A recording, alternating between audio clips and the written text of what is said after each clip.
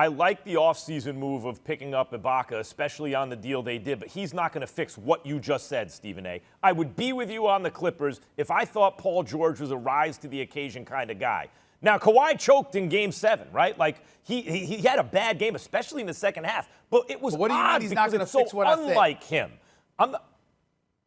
What I'm saying is, when you point to Paul George and talk about becoming a superstar instead of just an all-star, okay, you were the one who made a big deal about him hitting the side of the backboard, right? The acquisition of Serge Ibaka doesn't fix that in Paul George, who's really one of your centerpiece. Like, you have two centerpiece, right, cornerstone guys, Kawhi and Paul George. When I look at the Mavericks and I look at their cornerstone guys, Luka Doncic is a killer.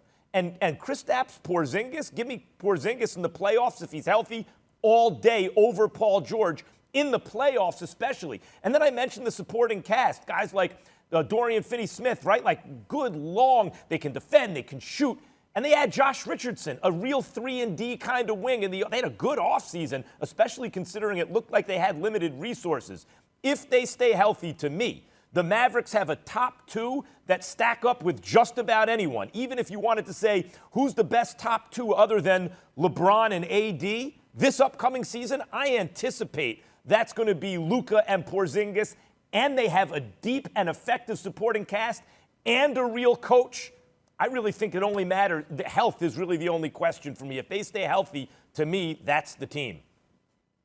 Well, that's a big if because of Porzingis, and we know how fragile he is. Talented, but fragile. And when the game slows down in the postseason, they tend to get more physical with you. Obviously, he can put up buckets. He's 7'3", and he can shoot the rock. We get what Porzingis brings to the table when healthy. The reality is, though, because the game slows down and you're allowed a bit more physicality, that usually hinders him in some capacity. That's number one. Number two, again, you can't fix Paul George, but that was an aberration. I don't expect him to hit the side of the backboard again, okay? I still expect him to average over 20. I think his shooting percentage will be better. But Serge Ibaka is an upgrade from Harrell, who I love. Love Harrell. But he's not Serge Ibaka on the defensive side of the ball as a rim protector, and he's certainly not Serge Ibaka in terms of the ability to hit those shots. And you got to remember, because Serge Ibaka can hit those shots, he's a guy that's going to get some of those opportunities that Montrezl Harrell never presented. Third, and more important, let's understand this about the game of basketball.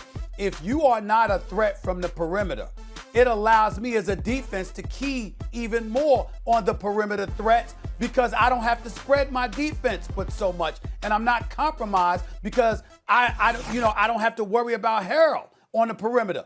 But I got to worry about Ibaka because not only can Ibaka hit a 15 to 17-foot shot, he can hit threes. And if he can hit threes and he's on the court with a Kawhi Leonard, with a Paul George, with a Lou Williams, I'm sorry, I think that when you look at the Clippers against everybody outside of the Lakers, I definitely believe that the Clippers could easily be the number one threat to the Lakers, especially when you consider the fact that this could be Kawhi and Paul George's last year in L.A. with the Clippers. They got a player option after this upcoming season. Look, I hear your Ibaka point. Him and Morris especially give you power forwards who can shoot the ball and defend. But as I just mentioned, the Mavericks also have power forwards with size who can shoot the ball and defend. And the Mavericks have size, obviously, with Porzingis. And the Mavericks have a superstar who leads in the way that you want Kawhi to lead. You lament the fact that Kawhi doesn't lead the way Luka leads. And, by the way, as opposed to the Clippers, who we know who they have. Kawhi is who he is, and he's great. Paul George is who he is, and he's excellent. They have ascending talent on the Mavericks, and they got better in the offseason. Defensive talent. Stephen A., we just saw these defensive talent, not play. Offensively. Defensive talent, not offensively. We just who doesn't have offensive talent? Dallas. I said they haven't ascended offensively. They've ascended defensively. They lost Seth Curry. That's a big loss, because of Richardson. They lost Seth Curry. That's a big loss. I hear you. Because of Richardson, but Richardson does give them defense and enough three to call him a 3-and-D player. Like, he is legit. On this team, Stephen A., you have ascending superstars, and the main thing for me is this.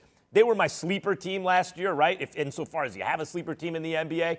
I saw a series that the Clippers were lucky to win. They won because the Mavericks weren't healthy. Had the Mavericks been healthy, they'd have beaten the Clippers. Thanks for watching ESPN on YouTube. For live streaming sports and premium content, subscribe to ESPN+.